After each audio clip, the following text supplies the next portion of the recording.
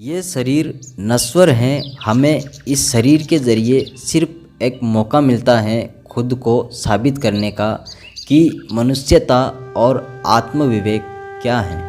वेदों में वर्णित सार का पान करने वाले ही ये जान सकते हैं कि जिंदगी का मूल बिंदु क्या है।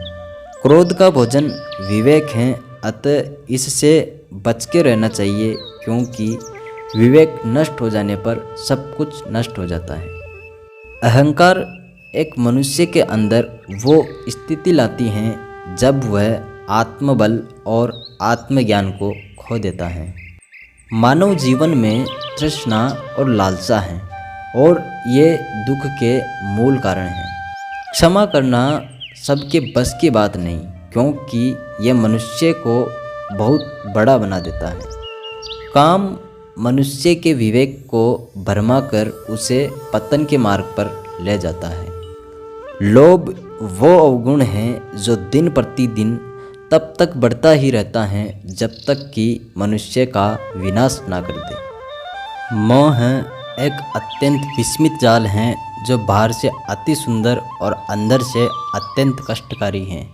जो इसमें फंसा वो पूरी तरह से उलझ ही गया।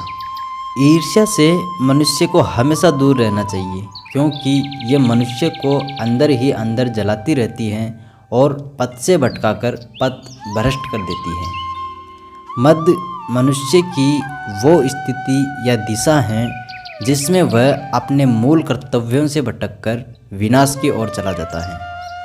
संस्कार ही मानव के आचरण का नींव होता है। जितने गहरे संस्कार होते हैं उतने ही अडिग मनुष्य अपने कर्तव्य पर, अपने धर्म पर, सत्य पर और न्याय पर होता है।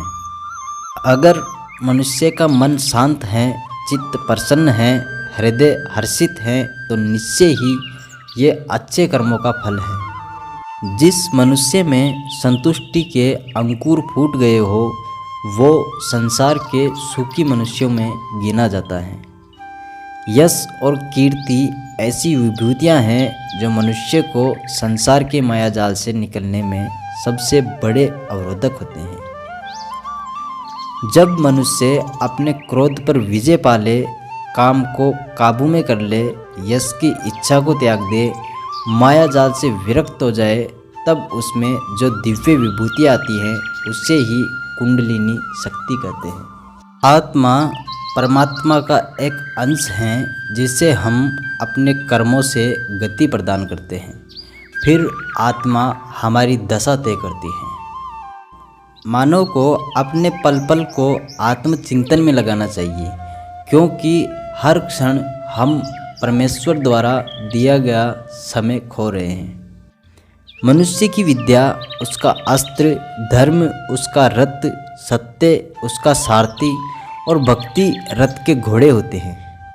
इस नश्वर शरीर से प्रेम करने के बजाय हमें परमेश्वर से प्रेम करना चाहिए, सत्य और धर्म से प्रेम करना चाहिए, क्योंकि यह नश्वर नहीं है।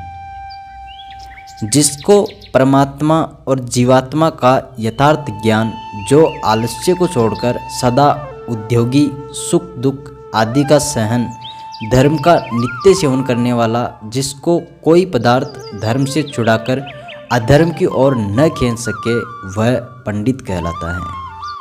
उस सर्वव्यापक ईश्वर को योग द्वारा जान लेने पर हृदय की अविद्या रूपी गांठ कट जाती है, सभी प्रकार के संशय दूर हो जाते हैं और भविष्य में किए जा सकने वाले पाप कर्म नष्ट हो जाते हैं।